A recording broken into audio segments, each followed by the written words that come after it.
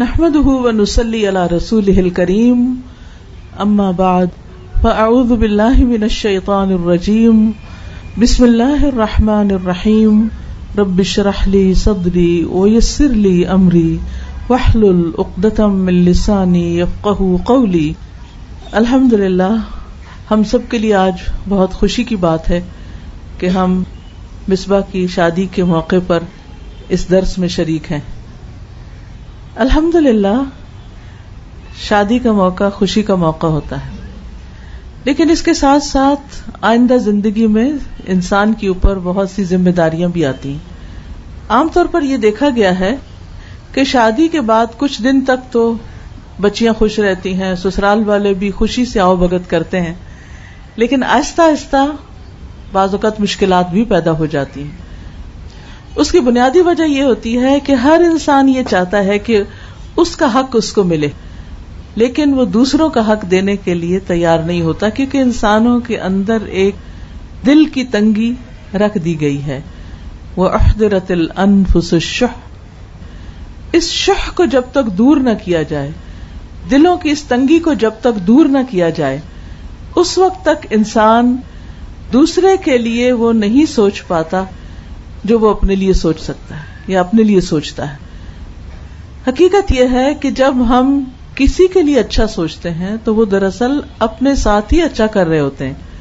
بظاہر یوں لگتا ہے کہ جیسے ہم دوسرے کا فائدہ کر رہے ہیں، لیکن حقیقت میں وہ اپنا ہی فائدہ ہوتا ہے.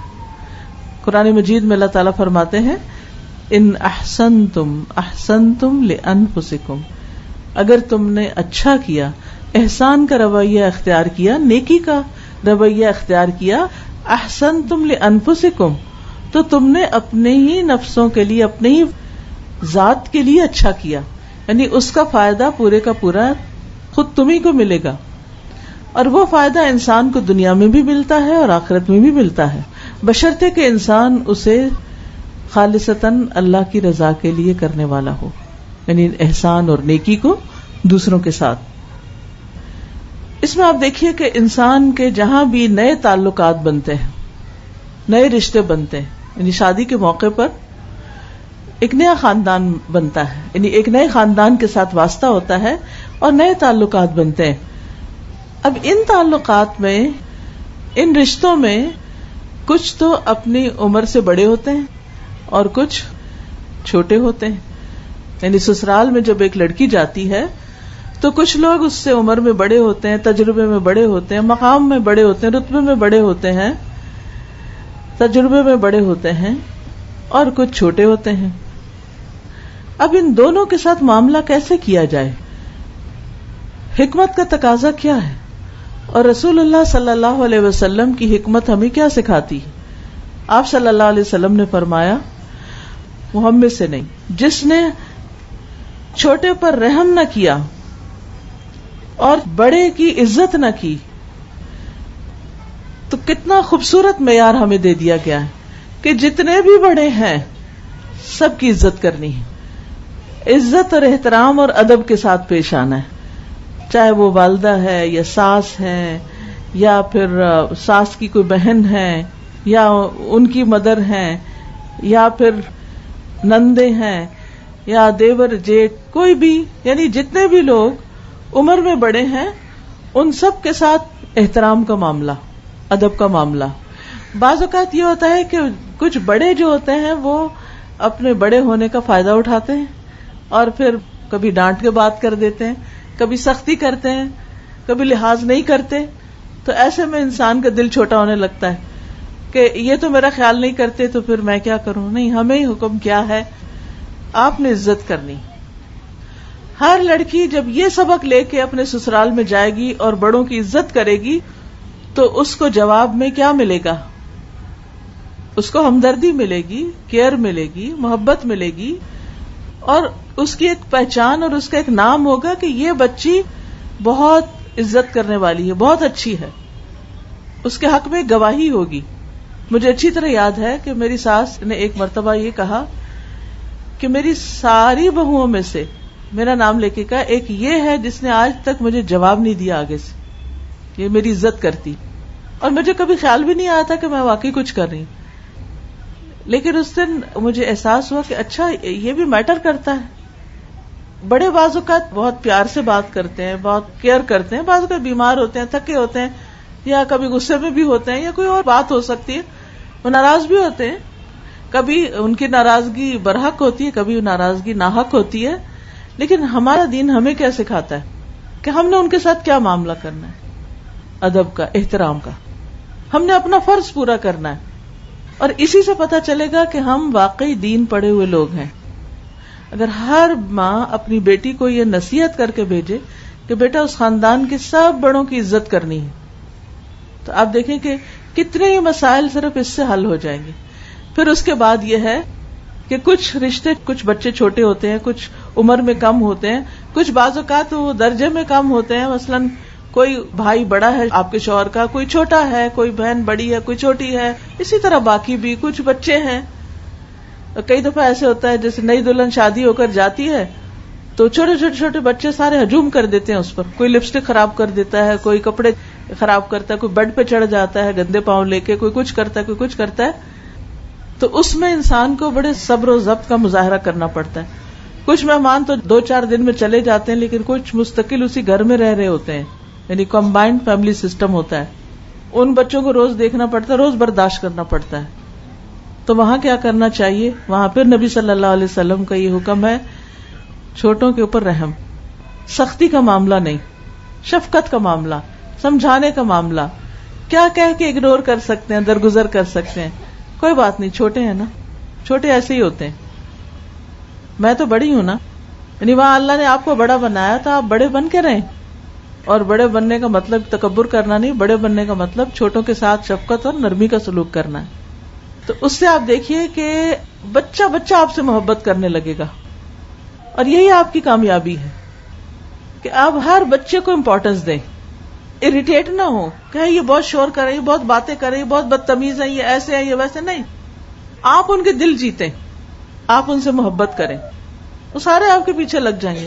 آپ ان کو کہانیاں سنائیں, آپ ان کی پسند کی کوئی کھانے کی چیز دیں, آپ ان کا حال پوچھیں, ان کو کوئی تکلیف ہو, چوٹ لگ جائے, کچھ ہو جائے, آپ کیئر کرنے والے ہوں, آپ سمجھیں یہ میرا فرض ہے. تو دیکھیں کیسی محبت پیدا ہوتی. آپ ان کو گلے لگائیں, آپ ان کو پاس بٹھائیں, آپ ان کے چھوٹی بچیاں ہیں تو کسی کو لپسٹک لگا دے, کسی کو کچھ کر دے, تو آپ دیکھیں گی کہ وہ آپ کی گرویدہ ہو جائیں گی. تو جس لڑکی کے گواہ بڑے بھی ہوں اور چھوٹے بھی ہوں, دونوں طرف کی گواہی ہو کہ یہ بہت اچھی ہے, تو آپ خود سوچئے کہ اس کی کیا ناموری ہوگی, اور اس کا اس گھر میں کتنے قدم جمیں گے, اور کتنی برکت ہوگی, اور کتنا اس کے لیے آگے بڑھنے پھلنے پھولنے کے مواقع ہوں گے. لیکن اگر بچیاں یہ رویہ لے کر جائیں کہ ہمارا حق اور ہماری پرائیویسی اور ہمارا یہ اور ہمارا وہ, سارا وقت اپنے ہی بارے میں سوچتے رہے, اور اگر وہ سب کچھ نہ ملے جو وہ ایکسپیکٹ کرتے, تو پھر سوائے فرسٹریشن کے حاصل کچھ نہیں ہوگا. اب نہ آگے کا راستہ رہتا ہے, نہ پیچھے کا, نہ وہاں دل لگتا ہے, نہ پیچھے جا سکتے ہیں ماں باپ کے گھر, کیونکہ وہاں رہنا بھی مشکل ہے.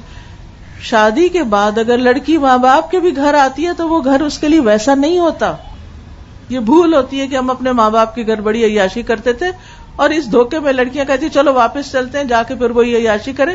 اب وہ بات نہیں رہتی, اب ویسا نہیں رہے گا, ہر چیز بدل چکی ہے. اس لیے سوچ سمجھ کے واپسی کا راستہ اختیار کیا جائے, اور اس گھر میں جگہ بنانے کی کوشش کی جائے. اور جگہ بنانے کے لیے, ایک مقام پانے کے لیے کچھ قربانی کرنی پڑتی ہے, کچھ صبر کرنا پڑتا ہے, کچھ اپنے دل پہ جبر کرنا پڑتا ہے. پھر اسی طرح پہلے بھی بات ہوئی کہ انسان جب کسی کے ساتھ احسان کرتا ہے تو دراصل وہ اپنے ساتھ کر رہا ہوتا ہے. اس کی ایک شکل یہ ہے, حدیث میں آتا ہے, حضرت ابو امامہ کہتے ہیں کہ میں نے رسول اللہ صلی اللہ علیہ وسلم کو ارشاد فرماتے ہوئے سنا, دوسروں کے ساتھ احسان کرنے سے آدمی بری موت مرنے سے بچا رہتا ہے. یعنی ایسے انسان کا خاتمہ اور انجام اچھا ہوتا ہے, یعنی ایمان پہ خاتمہ ہوتا ہے, حادثاتی موت سے محفوظ رہتا ہے. اور دوسری نصیحت آپ نے کیا فرمائی, پوشیدہ صدقہ کرنے سے اللہ کا غصہ بجھتا ہے. تیسری بات آپ نے فرمائی, اور رشتہ داروں کے حقوق ادا کرنے سے عمر میں برکت ہوتی ہے. اب آپ دیکھیے کہ یہ اصول گھر سے باہر کے لیے تو ہے ہی, اپنے گھر کے اندر اپلائی کرنے کے لیے. احسان کیا ہے؟ احسان ہے کسی کے ساتھ نیکی کرنا، اچھا کرنا. بعض اوقات اس کے ساتھ تو ہم اچھا کرتے ہیں جو ہمارے ساتھ اچھا کرتا ہے، لیکن جو ہمارے ساتھ اچھا نہیں کرتا ہم اس کے ساتھ اچھا نہیں کرتے، مقابلے پہ آ جاتے ہیں. اور شیطان ہمیں بلوا دیتا ہے کہ اس اچھائی کا فائدہ ہم ہی کو ملنے والا ہے، لہذا کوئی ہمارے ساتھ اچھا نہ بھی کرے پھر بھی ہم نے اس کے ساتھ اچھا کرنا ہے. یہ سوچ کے رکھنا ہے میں نے تو اچھا ہی کرنا ہے، وہ نہیں کرتا اس کا معاملہ اس کے رب کے ساتھ، مجھے اچھا کرنا ہے. بعض اوقات ایسا ہوتا ہے کہ شوہر ہی اچھا نہیں کرتا تو پھر انسان غصے میں آ جاتا ہے، جب یہ میرا خیال نہیں رکھتا، جب یہ مجھے ٹائم نہیں دیتا، جب میری کوئی بات نہیں سنتا تو میں کیوں اس کی مانوں، میں کیوں اس کی سنوں. تو جواباً ہم بھی ناراض ہونا شروع ہو جاتے ہیں. نتیجہ کیا ہوتا ہے؟ دنیا بڑھتی چلی جاتی ہیں. جب آپ یہ سوچ لیتے ہیں کہ کوئی بات نہیں، یہ نہیں بھی اچھا کرتا، مجھے اچھا کرنا، ایک دن تو اس کا دل میری طرف پلٹے گا نا، اور واقعی پلٹے گا. بس صبر کا امتحان ہے، تھوڑے دن کی بات ہے. کیونکہ عموماً کیا ہوتا ہے کہ لڑکی دوسرے گھر میں نہیں جاتی ہے، وہ سب لوگ پہلے سے ہی آپس میں ایک دوسرے سے بہت مانوس ہوتے ہیں، اور کچھ گھروں کا آپس کا جو نیٹ ورک ہوتا ہے وہ بڑا اسٹرانگ ہوتا ہے. وہ آپس میں بیٹھتے ہیں، ہنستے ہیں، کھاتے ہیں، پیتے ہیں. اور یہ جو نئی لڑکی گئی ہوتی ہے وہ بس منہ ہی دیکھتی رہتی ہے کہ یہ کیا ہو رہا ہے، کوئی مجھے بھی توجہ دے، کوئی میری بھی بات سنے، مجھے بھی اپنا بنائے. لیکن وہ وقت ابھی دور ہے کہ جب آپ اس سب میں گل مل جائیں گے. کیونکہ مثلاً شوہر آتا ہے، بیوی کے پاس تھوڑا بہت بیٹھتا ہے، لیکن اس کو شروع سے ماں کے ساتھ ایک اٹیچمنٹ ہے، بیٹوں کی زیادہ ہوتی ہے بیٹیوں کی نسبت بھی ماں کے ساتھ. اب آتا ہے، بیٹھتا ہے، ماں کے ہاتھ کا کھانا اس کو پسند ہے، ماں کی شفقت محبت، تو لڑکی اس کو محسوس کرتی. اب ایسے میں انسان صرف بدگمان نہ ہو، صرف دوسرے کو سناتا ہی نہ رہے کہ تم میرے ساتھ یہ نہیں کرتے، وہ نہیں کرتے، اور تم وہاں زیادہ ٹائم دیتے اور مجھے کم ٹائم دیتے. اس قسم کی بہت سے گلے شکوے اور ناراضگیاں دل میں ایک لاوا بھڑکاتی رہتی ہیں، اور پھر کسی وقت وہ پھٹتا ہے تو ہر چیز تباہ و برباد کر دیتا ہے. تو وہ اندر اس کو جگہ نہیں دینی چاہیے، اس آگ کو روز بجھا دینا چاہیے. شوہر بیوی کے درمیان ایسی چیزیں نہیں ہونی چاہیے کہ جو دل کے اندر لاوے کی طرح پکتی رہیں. رات سونے سے پہلے معاملات صاف کر کے سوئیں، معاف کر کے سوئیں. ہم عورتوں کی عادت یہ ہوتی ہے نا، جذباتی بھی ہوتے ہیں، سینسیٹیو بھی ہوتے ہیں، مائنڈ بھی جلدی کر لیتے ہیں، خوش بھی جلدی ہو جاتے ہیں، رو بھی جلدی پڑتے ہیں، روتے روتے ہنس بھی پڑتے ہیں. یہ ساری چیزیں چل رہی ہوتی ہیں. تو ایسی صورت میں انسان تھوڑا سا میچورٹی کا ثبوت دے، تھوڑا سا صبر اور حوصلے سے کام لے، اور حالات کے اچھا ہونے کا انتظار کرے، اور دوسرے کو بھی اسپیس دے. کسی کا دل آپ تانے دے کے نہیں جیت سکتے. اگر آپ روز شوہر کو تانے ہی دیتے رہیں گے نا، ہسبینڈ کو، تم ایسے کرتے، تم ایسے کرتے، تم ایسے کرتے، تو اس سے وہ آپ کے قریب نہیں آئے گا. اس کو پتا ہے جو ہی میں اس کے پاس بیٹھوں گا اس نے مجھے تانے ہی دینے، وہ اوائڈ کرنے لگے گا. تو بہتر یہ ہے کہ آپ اس کو جب آئے بلا دیں، دوسری باقی ساری بات اچھی اچھی باتیں کریں. کیونکہ اگر آپ ہر وقت بری باتیں ہی کر رہے ہیں تو پھر وہ سکون والی بات تو نہ ہوئی نا، جو اللہ نے جس مقصد کے لیے شادی کا نظام رکھا ہے، لِتَسْكُنُوا إِلَيْهَا. تو ایسے میں انسان سوچے کہ جب میں کسی کے ساتھ احسان کروں گی تو میرا انجام اچھا ہوگا، اپنی خاطر انجام اچھا ہوگا، بری موت سے بچ جاؤں گی. اور موت کیا ہے؟ زندگی کے خاتمے کا نام ہے، جس کے بعد پھر اور کوئی چانس نہیں ہمارے پاس اچھا کرنے کا. تو اس دن کے لیے، اس وقت کے لیے اچھا کریں. دوسری چیز، پوشیدہ صدقہ، چھپی نیکیاں. عموماً ایسے رشتوں میں انسان جب کسی کے ساتھ تھوڑا سا احسان کرتا ہے نا، اس کو مینشن بہت کرتا ہے. وہ میری نند آئی تھی تو پھر میں نے یہ کھانا پکایا، تو میں نے اس کے بچوں کو جاتے ہوئے یہ دیا، تو پھر میں نے وہ کیا. تو پتہ نہیں اتنی کہانیاں، اور کسی کو نہیں تو شوہر کو تو سنائیں گے تاکہ اس کو پتہ چلے ہم کیا کیا کر رہے ہیں. بھئی جب آپ نے اللہ کے لیے کیا اور اللہ کو راضی کر دیا تو کیا اللہ آپ کی محبت شوہر کے اور دوسروں کے دل میں نہیں ڈالے گا؟ جس کے لیے آپ نے سب کچھ، اس نے نہیں دیکھا جس کے لیے آپ نے کیا. تو احسان نہ جتائیں بلکہ چھپی نیکیاں کریں. اس کو ضرورت ہے ادھر مدد کر دیں، اس کو ضرورت ہے ادھر مدد کر دیں، اس کو اچھا مشورہ دے دیں، اس کے ساتھ خیر کا سلوک کر لیں، اور اس کا ذکر نہ کریں. وہ معاملہ اللہ کے ساتھ کریں تاکہ اللہ آپ کے سارے معاملات صحیح کر دے. کیونکہ ہر چیز کا کنٹرول اصل میں اللہ کے پاس ہے. جب ہمارا معاملہ اللہ سبحانہ تعالیٰ سے درست ہو جاتا ہے تو پھر وہ ہمارا معاملہ سب کے ساتھ بھی درست کر دیتا ہے. جب ہمارا معاملہ اللہ کے ساتھ ہی سچائی والا نہیں، خیانت پر مبنی ہے. ریاکاری خیانت ہے نا ایک طرح سے، اوپر کچھ اندر کچھ، مقصد دنیا کو دکھانا ہے اور کہہ رہے ہیں اللہ کے نام پہ کر رہے ہیں. کتنا بڑا دھوکہ ہے. اور کس کو دھوکہ دے رہے ہیں؟ اس کو نہیں پتا. الا یعلم من خلق وہو اللطیف الخبیر.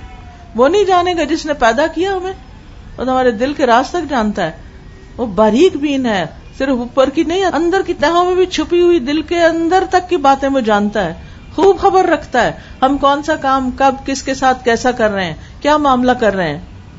تو آپ دیکھیے پوشیدہ صدقہ صرف کسی غریب کو نہیں دیا جاتا، کسی گھر سے باہر کو نہیں، گھر والوں کے ساتھ اور سسرال والوں کے ساتھ اور ان کے ساتھ جن سے ہمیں کم خیر ملتی ہے، ان کے ساتھ احسان کا معاملہ کیا ہے کہ ان کی ضرورت پڑنے پر مدد کی جائے، اور جب مدد کی جائے تو پھر اس کا بہت ذکر نہ کیا جائے، اس احسان کو جتایا نہ جائے، خاموشی سے کیا جائے. اب دیکھیں کہ جب آپ خاموشی سے صدقہ کرتے ہیں نا، خاموش نیکیاں کرتے ہیں، اس کا ایک نور آپ کے چہرے پر آتا ہے، اس کی ایک سکینت اور ایک خوشی آپ کے چہرے پہ آتی ہے. وہ دنیا کا کوئی میک اپ آپ کے چہرے پہ نہیں سجا سکتا اس نور کو. جو اصل نیکی کر کے، اللہ کے لیے نیکی کر کے انسان کی روح کو جو سرور ملتا ہے اور اس کا عکس جب انسان کے ظاہر پر آتا ہے، چہرے پر آتا ہے، اس کی بات ہی کچھ اور ہوتی ہے. اس کی فکر کریں. تیسری بات، رشتہ داروں کے حقوق ادا کرنے سے عمر میں برکت ہوتی. اب جب آپ سب کا حق دے رہے ہیں، چاہے کوئی آپ کو دے رہا ہے یا نہیں دے رہا، اس کا فائدہ کس کو ہو رہا ہے؟ آپ کو ہو رہا ہے. کیا فائدہ ہو رہا ہے؟ آپ کی عمر میں برکت ہو رہی. برکت کے دو معنی یہاں، ایک تھے کہ عمر میں اضافہ، دوسرا یہ کہ چھوٹی بھی ہے عمر تو بڑے بڑے نیکی کے کام کر لیں گے آپ، کم وقت میں بھی بہت کچھ کر لیں گے. زندگی میں برکت ہو جائے تو پھر اور کیا چاہیے. ہم میں سے اکثر لوگ شکایت کرتے ہیں کیا کریں، وقت میں برکت نہیں، دن گزر جاتا ہے پتہ ہی نہیں چلتا، کام نہیں ہوتے، کچھ ہوتا ہی نہیں، کیونکہ برکت جو نہیں. تو جب آپ اپنے رشتہ داروں کے ساتھ اچھے ہوں گے تو اللہ تعالیٰ آپ کے وقت میں، آپ کی عمر میں، آپ کے کاموں میں برکت دے گا اور آپ کو اچھے اچھے کاموں کی توفیق عطا کرے گا. تو اس لیے خوشی سے، بے فکر ہو کے، اللہ کی خاطر اچھا کرتے رہیں. پھر اسی طرح رسول اللہ صلی اللہ علیہ وسلم کی ایک اور حدیث ہے. حضرت عبادہ بن صامت رضی اللہ عنہ کہتے ہیں رسول اللہ صلی اللہ علیہ وسلم نے ارشاد فرمایا، کیا میں تمہیں وہ کام نہ بتاؤں جس سے اللہ تعالیٰ اپنے بندوں کو اونچے درجات سے نوازتا ہے. ہم میں سے ہر ایک کو اونچا ہونے کا شوق ہے، اونچے درجوں کا، جنت میں اونچے گھر کا. لوگوں نے کہا کہ ہاں اے اللہ کے رسول، ضرور بتائیے ہمیں کہ کن کاموں سے ہمارے درجے بلند ہوں گے. آپ نے فرمایا، جو تم سے جہالت برتے اس کے ساتھ بردباری تحمل سے پیش آؤ. یعنی جو تمہارے ساتھ آ کر غصے سے بات کرتا ہے، الجھتا ہے، بدتمیزی کرتا ہے، تم ٹھہر کے سوچ سمجھ کے آرام سے اس کو جواب دو. جواب میں ویسا نہ کرو. اس تواضع کا نتیجہ کیا ہوگا؟ رفعہ اللہ، ایسے شخص کا درجہ اللہ بلند کرے گا. صرف آخرت میں نہیں، دنیا میں بھی بلندی ملتی ہے. ایسے شخص کو عزت ملتا ہے، ایک مقام ملتا ہے. ایک غسیلا شخص اور ایک بردبار شخص، دونوں کا امیج، امپریشن مختلف ہوتا ہے لوگوں پر. کسی کو بتانے کی اور کنونس کرنے کی ضرورت نہیں ہوتی، وہ خود بخود امیج بن جاتا ہے. پھر فرمایا، جو تم پہ ظلم کرے اس کو معاف کر دو، اس سے بھی درجہ بلند ہوتا ہے. کیونکہ بعض اوقات واقعی کوئی ظلم کر رہا ہوتا ہے اور بعض اوقات کوئی نہیں بھی کر رہا ہوتا اور ہم اس کو ظلم سمجھ رہے ہوتے ہیں. تو دونوں صورتوں میں کیا ہے؟ اگنور کر دیں، معاف کر دیں. اس کا یہ مطلب نہیں کہ ظالم کو روکے نا. وہ دوسری حدیث سے پتا چلتا ہے کہ نبی صلی اللہ علیہ وسلم نے فرمایا اپنے بھائی کی مدد کرو، خواہ وہ ظالم ہو یا مظلوم. تو لوگوں نے کہا کہ مظلوم کی مدد تو سمجھ میں آتی ہے، ظالم کی کیسے کریں؟ تو آپ نے فرمایا کہ اس کو ظلم سے روک کر. تو وہ روکنا بھی ضروری ہے، لیکن اس کے ساتھ ساتھ اب چھوٹی موٹی زیادتیاں معاف بھی کر دینی چاہیے، کیونکہ ہم بھی تو دوسروں کے ساتھ زیادتی کر ہی جاتے ہیں. ایک اور خوبصورت اصول، ایک اور حکمت کی بات آپ نے فرمائی، جو تم کو نہ دے اس کو دو. اب سسرال میں بہت دفعہ ایسا ہوتا ہے کہ آپ دیتے ہی رہتے ہیں, آپ کو کچھ بھی نہیں ملتا, اور آپ کا دل دکھی بھی ہو جاتا ہے, کبھی غمگین بھی ہو جاتا ہے کہ سب کا حصہ ہے, میرا ہی نہیں. کبھی کھانے کے معاملے میں, کبھی کپڑے کے معاملے میں, کبھی گفٹ کے معاملے میں, کبھی کسی اور چیز کے معاملے میں آپ کے ساتھ سری زیادتی ہو رہی ہوتی ہے, اور پھر آپ کہتے ہیں اچھا اب بہت ہوگی, اب میں بھی نہیں دوں گی. جتنے سسرالی رشتے دار آتے ہیں میں ہر ایک کو دے کے بھیجتی ہوں, لیکن یہ میرے لیے کبھی کچھ نہیں لائے. اس طرح کے شکوے اور دکھ اور غم دل میں آتے ہیں, ہم انسان ہیں. ایسے میں انسان یہ سوچے کہ جو مجھے نہیں دیتا, جب میں اس کو دیتا ہوں تو وہ دینا زیادہ بڑا ثواب کا باعث ہے, درجوں کی بلندی کا باعث ہے. اور فرمایا اور جو رشتہ دار تمہارے حقوق ادا نہ کرے تم اس کے حقوق دو. یہ ہمارے دین کی تعلیم. جو تمہارا حق نہیں دیتا تم اس کو دو. آپ نے فرمایا ان سب کاموں سے آدمی کے درجے بلند ہوتے ہیں, اس کی عزت ہوتی ہے, اس کا ایک مقام ہوتا ہے. کچھ آپ کی نیکیاں ایسی ہوتی ہیں جو اس کیٹیگری سے تعلق رکھتی ہیں کہ جن کو بعض اوقات لوگ زبان سے ان کا اعتراف نہیں کرتے یا آپ کے سامنے اعتراف نہیں کرتے, لیکن آپ کے پیچھے وہ اس کو مانتے ہیں, تعریف کرتے ہیں, اس کا ذکر کرتے ہیں, اور اس بنا پر وہ عزت کرتے ہیں. اور بعض اوقات لوگ صرف جائزہ لے رہے ہوتے ہیں نا کہ اچھا ہم یہ کریں گے تو بھلے یہ دیکھیں کرتی کیا ہے, اور جب وہ دیکھتے کہ نہیں یہ تو ہر دفعہ ہی اچھا کرتی ہے, تو پھر ایک وقت آتا ہے ان کو اپنے ضمیر کی آواز سننی پڑتی ہے اور وہ ریئلائز کرتے ہیں. تو اس معاملے میں جلد بازی نہیں کرنی چاہیے. جب ہماری ہر نیکی کا صلہ دینے والا ہمارا رب موجود ہے تو پھر ہمیں کس بات کی فکر. یا تو ہمیں یقین نہ ہو کہ ہم نے نیکی کا صلہ ملنا ہے, پھر تو ہم تھوڑی دلی سے کہیں کہ مجھے جلدی یہیں سے مل جائے. لیکن جب ہمیں یقین ہے کہ یہ ملنا ہی ملنا ہے, جو بھی احسان کیا, ایک تنکے کے برابر کیا, ایک ذرے کے برابر کیا, اللہ اس کا اجر کئی گنا بڑھا دے گا. وَيُؤْتِ مِن لَّدُنْهُ أَجْرًا عَظِيمًا, اور اپنے پاس سے اجر عظیم عطا کرے گا, یہ اللہ کا وعدہ ہے. تو پھر فکر کی کیا بات ہے, مل جائے گا نا. یا تو ہوتا نا کہ کہیں آپ کو اس کا بدلہ ملنا ہی کوئی نہیں, ریوارڈ آنا ہی کوئی نہیں کہیں سے, پھر تو ٹھیک ہے کہ آپ بھی پریشان رہیں. لیکن جس شخص کو یہ یقین ہے, جس کا یہ ایمان ہے کہ میرے رب نے دیکھ لیا, میرے رب نے سن لیا, میرے رب نے لکھ لیا اور مجھے اس کا اجر مل کر رہے گا, تو پھر آپ توجہ اس پہ رکھتے کہ میں نیکی کرتا چلا جاؤں, اس پہ نہیں رکھتے کہ کون میرے ساتھ کیا کر رہا ہے. اور پھر آپ دیکھیے بعض اوقات ہمیں اس کا بدلہ اس شخص سے تو نہیں ملتا جس کے ساتھ ہم نیکی کرتے ہیں, لیکن اللہ تعالیٰ ہمارے لیے اور ایسے اتنے مددگار پیدا کر دیتا ہے کہ انسان حیران ہو جاتا ہے. شکر سے آنکھوں میں آنسو آتے ہیں کہ یار اب تو اتنا مہربان ہے, ایسے لوگوں کے دلوں کو ہمارے لیے مسخر کر دیا. یہ کون کرتا ہے؟ اللہ کرتا ہے. لیکن آپ اللہ کے لیے تو کچھ کریں, پھر دیکھیے اس کا فائدہ کس قدر آپ کو ملتا ہے. اسی طرح شادی کے بعد ایک اور چیز جس کا خیال رکھنا چاہیے وہ ہے اپنی عزت و عصمت کی حفاظت, لڑکی ہو یا لڑکا ہو. افسوس کے ساتھ یہ کہنا پڑتا ہے کہ سوشل میڈیا کے اس دور میں جہاں دنیا کے اس کونے سے اس کونے تک کسی سے بھی رابطہ کرنا کچھ مشکل نہیں, وہاں ان آسانیوں کی وجہ سے بعض اوقات لوگوں نے ان وسائل کو غلط استعمال کیا.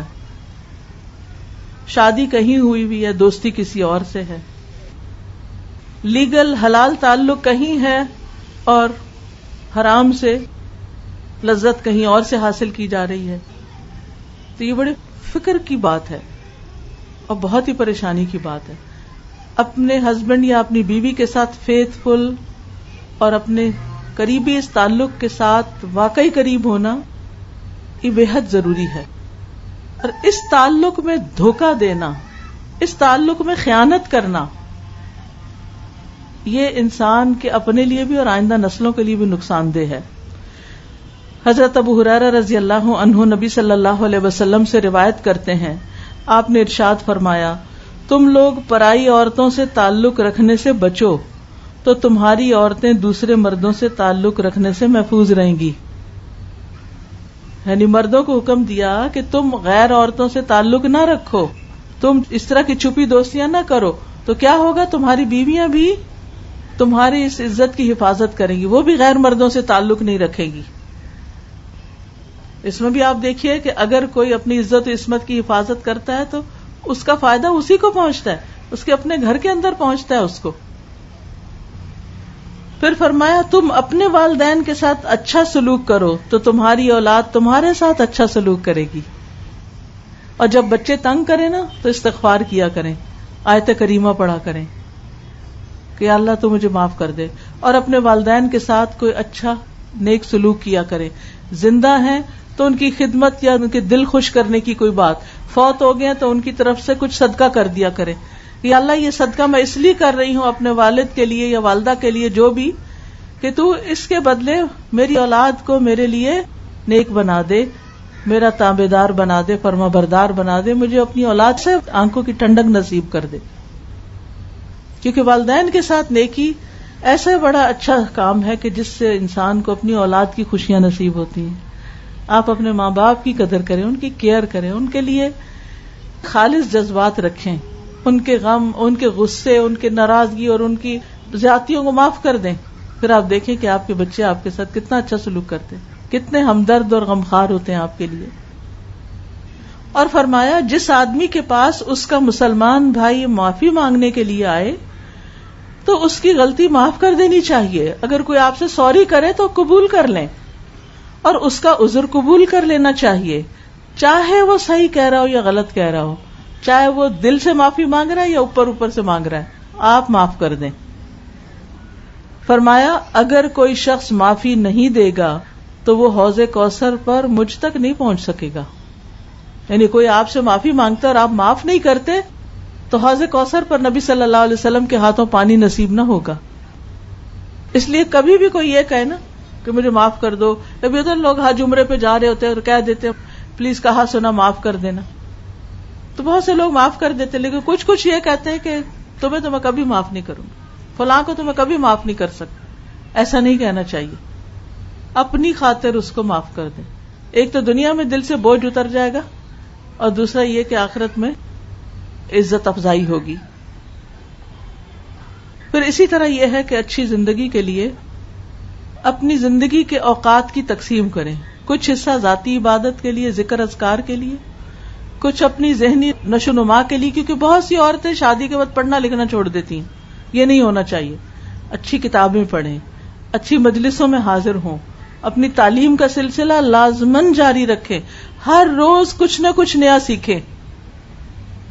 شادی کا مطلب یہ نہیں، کیونکہ ہمارے یہاں اصل میں نا پڑھائی کو ایک بوجھ سمجھا جاتا ہے.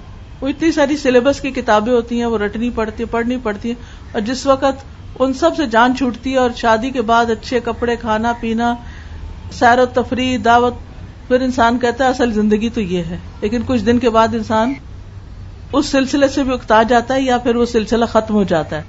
پھر کیا چیز ہو جس سے دل بہلائے، کیونکہ ہر وقت کہتے بور ہو رہے ہیں، یا یہ کہ دل نہیں لگتا یہاں. تو دل لگانے کے لیے کچھ اپنی ایسی ایکٹیویٹیز رکھیں کہ جس میں آپ اپنے آپ کو ٹائم دیں. تو اچھی کتابوں کا مطالعہ بے حد ضروری ہے. اپنے علم میں اضافہ کرتے رہیں، ہر روز کچھ نہ کچھ پڑھیں، کچھ نئی بات سیکھیں، دعا کریں رب زدنی علما. اللہ کا ذکر، نماز، اور اس کے علاوہ تسبیح، درود شریف، قرآن کی تلاوت وغیرہ وغیرہ. اور پھر اچھی کتابیں. بعض اوقات بچیاں شادی کے فوراً بعد پریگننٹ ہو جاتی ہیں اور بیمار پڑ جاتی ہیں، انہیں سمجھ نہیں آتی کریں کیا. اس موضوع سے متعلق کتابیں پڑھیں کہ جو میری اوپر کیفیات آ رہی ہیں کیوں آ رہی ہیں. اپنے آپ کو سمجھیں، اپنی پریگنینسی کے سارے ادوار کو اچھی طرح سمجھیں، اور پھر بچے کی پیدائش سے پہلے بچے کی تربیت کے بارے میں پڑھنا شروع کریں. پھر اس کے بعد یہ ہے کہ اپنی فزیکل ایکٹیویٹی کے لیے، ایکسرسائز یا صحت کے لیے کچھ کریں. پھر گھر والوں کے، خاندان والوں کے حقوق ادا کرنے کے لیے کچھ وقت رکھیں. یعنی کہ سارا دن کو ایک بات فکر سر پہ سوار کر لی اور پھر اس میں سوچ کے پریشان ہو کے اور رو دھو کے پھر کچھ بد دلی سے کچھ کام کر کے پھر موڈ آف کر کے دن گزار لیا یا رات گزار لی. یہ نہیں طریقہ جینے کا. کسی کے اوپر بہت زیادہ ڈپینڈ نہ کریں، خصوصاً ایموشنلی کسی پہ ڈپینڈ نہ کریں کہ وہ خوش ہے تو آپ خوش ہیں. خود بھی خوش ہونا سیکھیں، اپنے آپ میں ایسی چیزیں کریں کہ آپ خوش ہو سکیں. اپنی خوشی کسی کے ہاتھ میں نہ دیں. کیونکہ ہوتا ہی ہے کہ شادی کے بعد عورتیں اپنے شوہر کو ہر چیز سمجھ لیتی ہیں، ہر بات انہی سے شیئر کرنا چاہتی ہیں، ہر خوشی غم ہر چیز. ٹھیک ہے، اللہ نے بڑا قریبی رشتہ بنایا، مگر وہ بھی انسان ہے، اس کو بھی اسپیس چاہیے. وہ خوش ہے تو وہ خوش ہے، وہ غمگین ہے تو غمگین ہے، وہ ناراض ہے تو ناراض ہے. نہیں، اپنے رویوں کو دوسروں کے رویے کے تابع نہ کریں، اپنے لیے کچھ اصول مقرر کریں، اپنی زندگی کی باغ دوڑ اپنے ہاتھ میں رکھیں، دوسروں کو نہیں دے دیں کہ اچھا تم مجھے چلاؤ. کسی اور کو ریموٹ کنٹرول نہیں دے کہ وہ آپ دور بیٹھ کے آپ کو کنٹرول کرے. آپ کو پتا ہونا چاہیے کہ کون سی چیز غمگین ہونے کی ہے، کون سی چیز خوش ہونے کی ہے، اور پھر اس کے ذریعے آپ اپنے غم دور کریں اور اپنی خوشیوں کو مینٹین کریں. تو خوش ہونا سیکھیے، غم نہ کیجیے، شیطان کو راہیں نہ دیجیے، بہت زیادہ حد سے بڑی جذباتیت کا مظاہرہ نہ کیجیے. تو اس کے لیے کیا ہے؟ اللہ کا ذکر، دوسروں کے ساتھ بھلائی، ان کو تعلیم دینا، ان کو نیکی کی تلقین کرنا، گناہوں سے روکنا، لوگوں کی مشکلات آسان کرنا. پھر اسی طرح مثلاً اگر کوئی نابینا ہے اس کو راہ دکھائیں، کوئی بہرا ہے اس کو اونچا بول کے سنائیں. دیکھیے کہاں کس کو، کوئی چھوٹا بچہ ہے، کوئی بیمار ہے، کوئی بزرگ ہے، ہر ایک کی ضرورت اس کے مطابق پوری کرتے رہیں. ضروری نہیں کہ ایک ہی طرف ساری توجہ کر لیں، نہیں، تھوڑا تھوڑا تھوڑا تھوڑا سب طرف توجہ رکھیں. تو یہ سب کچھ انسان کے حق میں صدقہ لکھا جاتا ہے. مصیبت زدہ کی مدد، فریادی کی فریاد سننا وغیرہ وغیرہ. پھر اسی طرح خوشحال زندگی کا راز ایک اور بھی ہے. نبی صلی اللہ علیہ وسلم نے فرمایا، ابو ذر غفاری کہتے ہیں آپ نے مجھے وصیت کی. کیا فرمایا؟ مجھے وصیت فرمائی کہ وہ لوگ جو مال اور جاہ میں مجھ سے اونچے ہیں ان کی طرف نہ دیکھوں، بلکہ ان لوگوں کو دیکھوں جو مجھ سے کمتر ہیں، تاکہ میرے دل میں شکر پیدا ہو. ہم کیوں دکھی رہتے ہیں، ہم کیوں غمگین رہتے ہیں؟ کیونکہ ہم دنیاوی اعتبار سے جو ہم سے زیادہ مال رکھتے ہیں، زیادہ اونچا درجہ رکھتے ہیں، ان کو دیکھتے رہتے ہیں اور ان سے اپنے آپ کو کمپیئر کرتے ہیں، اور ہم کہتے ہیں ہمارے پاس تو کچھ ہے ہی نہیں، ہو ہماری تو قسمت پھوٹی ہوئی. شادی کے بعد بھی آپ دیکھیں، ہو سکتا ہے ایک دیور آپ کا آپ سے زندگی کے مختلف، یعنی کسی جاب کے اعتبار سے بہت بڑے درجے پہ ہو، بزنس میں بہت آگے ہو، اس کا گھر بہت اچھا ہو، اس کی گاڑی بہت اچھی ہو، لیکن آپ کا اس کے مقابلے میں وہ سب کچھ ویسا نہ ہو. تو اس پہ دکھی نہ ہو، غمگین نہ ہو، بس کیا کہیں، میرا رزق، یہ میرا رزق تھا، اللہ نے مجھے یہی دیا، اللہ کی تقدیر پہ راضی رہے. اور کچھ لوگ آپ سے کم ہوں گے تو جب خیال آنے لگے اپنے سے نیچے والے کو دیکھنے کہ شکر ہے میرے پاس اس سے تو بہتر ہے، تو آپ کا غم دور ہو جائے گا. اصل میں ہم اپنے ہی ہاتھوں کی کمائی سے اپنے آپ کو دکھی اور غمگین رکھتے ہیں، ورنہ سوچ کا انداز بدل جائے تو دکھ بھی دور ہو جائیں. پھر فرمایا مجھے وصیت کی کہ مسکینوں سے محبت کروں اور ان کے پاس جاؤں. مسکینوں سے محبت، اب گھر سے باہر کے مسکینوں کا تو نہیں پتا، لیکن گھر میں جو سروینٹس، میڈز وغیرہ ہوتے ہیں وہ مسکین کی کیٹیگری میں آتے ہیں. ان کے ساتھ حسن سلوک، ان کے ساتھ بیٹھنا، ان کو کبھی کھانے میں شریک کرنا، ان کی غم کی داستانیں سن لینا، ان کو اچھا مشورہ دے دینا. تو یہ طریقہ جو ہے انسان کے اپنی تسکین کے لیے بھی بہت ضروری ہے، مسکینوں کی محبت. لیکن افسوس یہ کہ ہم ظاہریت سے متاثر ہو کے صرف امیروں سے محبت کرتے ہیں، مسکینوں سے محبت نہیں کرتے. علامہ اقبال کی وہ نظم جو بچپن میں شاید سب نے اسکولوں میں سنی ہوگی، میرا کام غریبوں کی حمایت کرنا، درد مندوں سے، ضعیفوں سے محبت کرنا. یہ ہم بھول چکے ہیں یہ سبق. اس سبق کو یاد کریں. یہ مسلمان ایسا ہی ہوتا ہے. بعض اوقات ایسے مسکین یہ بھی ہوتے ہیں کہ گھر میں کوئی خالہ رشتے کی جس کا کوئی بچہ نہیں تھا، شادی نہیں ہوئی، وہ بوڑھی ہو گئی، وہ آ کے رہ رہی ہیں. اب ان کی زندگی میں کوئی ایسی خوشی نہیں. اب نئی بہو کے طور پر آپ گئی ہیں. ایسے رشتوں کی بھی قدر کریں، ان سے بھی آگے ہو کے ملیں، ان کا خیال کریں. آپ یہ نہ کہیں مجھ پر تو کوئی فرض نہیں ہے ان کی خدمت. ہر چیز فرض ہی کے درجے میں نہیں کی جاتی. احسان جو ہوتا ہے وہ صرف فرض نبھانا نہیں ہوتا. تو اس لیے ان کے ساتھ بھی اچھا سلوک. آپ صلی اللہ علیہ وسلم نے ایک اور وصیت بھی کی. فرمایا مجھے اس بات کی وصیت کی کہ میرے عزیز اور رشتہ دار چاہے مجھ سے خفا ہوں، میرے حقوق ادا نہ کریں، لیکن میں ان سے اپنا تعلق جوڑے رکھوں، ان کے حقوق ادا کرتا رہوں، میں اچھا کرتا رہوں۔ کچھ اور اصول خوش رہنے کے، خوشگوار زندگی کے۔ ابو ہریرہ کہتے ہیں ایک دن رسول اللہ صلی اللہ علیہ وسلم نے فرمایا، میری یہ باتیں جو میں بتاؤں گا وہ کون لے گا اور عمل کرے گا، اور عمل کرنے والوں کو بتائے گا۔ کون ہے جو یہ باتیں لے اور ان پہ عمل بھی کر لے؟ میں نے عرض کیا، اے اللہ کے رسول، میں اس کے لیے تیار ہوں، یعنی میں ان باتوں کو لینا بھی چاہتا ہوں اور ان پہ عمل بھی کرنا چاہتا ہوں اور آگے بھی بتانا چاہتا ہوں۔ فرمایا، اللہ کی نافرمانی سے بچو، تم سب سے بڑے عابد بن جاؤ گے، عبادت گزار بن جاؤ گے۔ ہم عبادت گزار کس کو کہتے ہیں؟ جو زیادہ نمازیں پڑھے۔ ٹھیک ہے، اپنے فرائض ادا کرے لیکن اس کے ساتھ گناہوں سے بچے۔ دوسری چیز، جتنی روزی اللہ نے تمہارے لیے مقدر کر دی ہے اس پہ راضی اور مطمئن رہو، تم سب سے زیادہ غنی انسان بن جاؤ گے۔ یعنی اللہ نے جو رزق تمہارے مقدر لکھا، جو مقام درجہ رکھا، اس پہ خوش رہو، ناراض نہ ہو اللہ سے، یعنی تقدیر پہ راضی رہو، اللہ کی رضا پہ راضی رہو۔ تیسری بات، اپنے پڑوسی کے ساتھ اچھا سلوک کرو۔ ایک اچھی نئی دلہن جو ہے وہ کسی نئے خاندان میں جانے کے بعد، ان سے حسن سلوک کے بعد اپنے آس پاس کے اڑوس پڑوس کا بھی خیال رکھتی ہے۔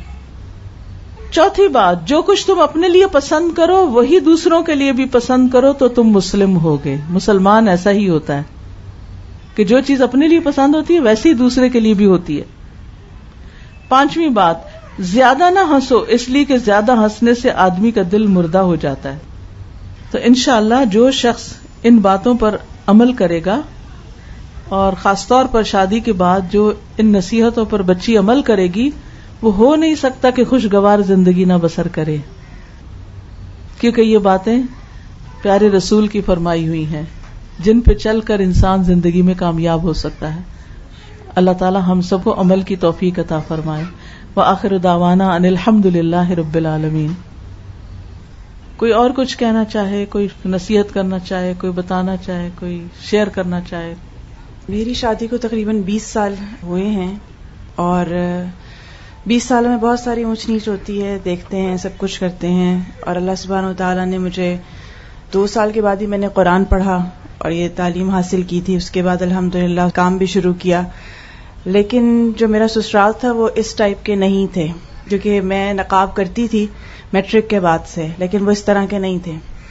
تو بعض دفعہ آپ کو کچھ ایسے لوگوں سے واسطہ پڑ جاتا ہے کہ ضروری نہیں ہوتا کہ دین والے یا دنیا والے کا فرق ہوتا ہے، مزاجوں کا بھی فرق ہوتا ہے، کچھ تھوڑا سا آپ کی تربیت کا فرق ہوتا ہے۔ تو اس میں بھی جب گزارا کرنا پڑتا ہے تو اس وقت آپ کو پتہ چلتا ہے کہ بیسیکلی آپ کی تربیت ہے کیا۔ تربیت اس چیز کا نام نہیں ہوتا جو ہم بس لے لیتے ہیں اور بس ہم سمجھتے ہیں کہ ہمیں ہو گیا۔ وہ چیلنج کے بعد پتہ چلتا ہے کہ ہم کیا نکلے، کیا ثابت ہوئے۔ تو مجھے اپنی زندگی سے یہ تجربہ ہوا کہ لوگوں کو مارجن دینا، اس وقت میں نے کورس تو 99 میں کیا تھا، لیکن چیلنج سامنے 97 میں ہی آ گیا تھا۔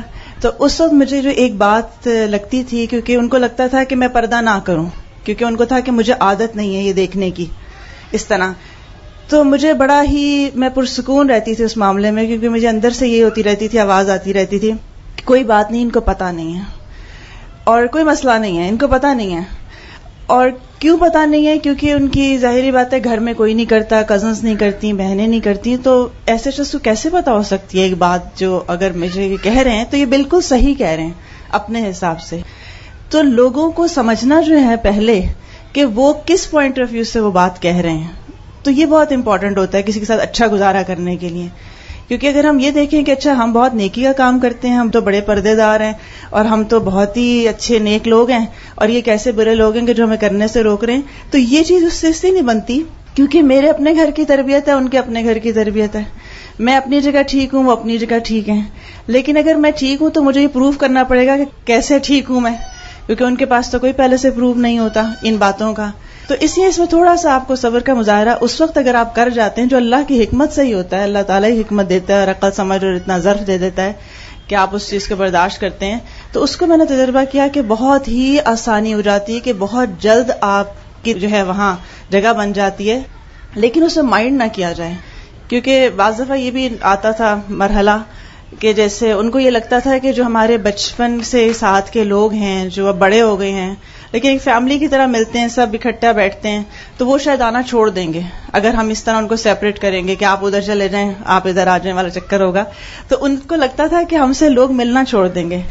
تو جب وہ اس طرح کا خدشے کا اظہار کرتے تھے کہ پھر ہمارے یہاں کوئی نہیں آئے گا اگر تم پردہ کرو گی، تو میں کہتی تھی کوئی مسئلہ نہیں، ہم ان کے یہاں چلے جائیں گے، اس میں کیا بات ہے ایسی.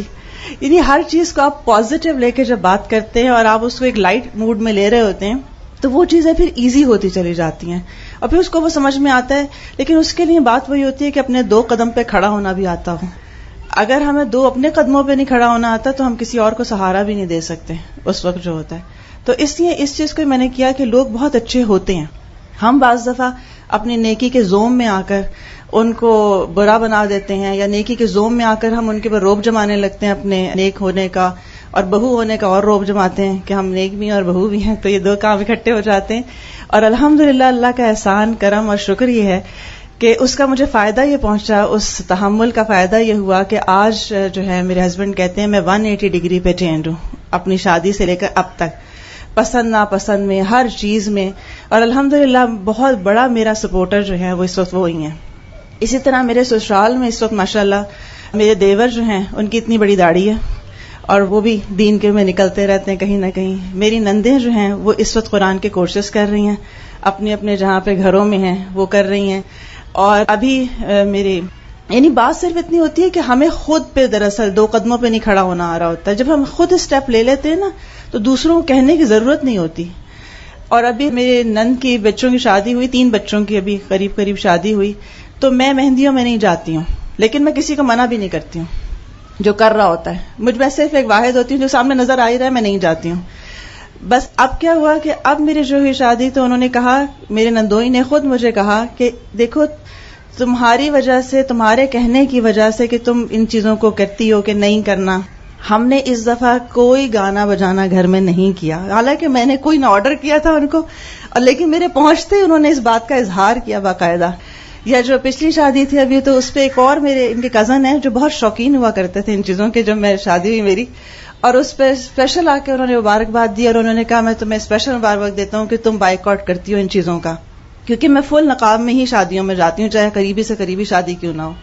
تو وہ اسپیشل آ کے ملے اور انہوں نے کہا تم ہمارے لیے بھی دعا کیا کرو، ہماری بچیوں کے لیے بھی.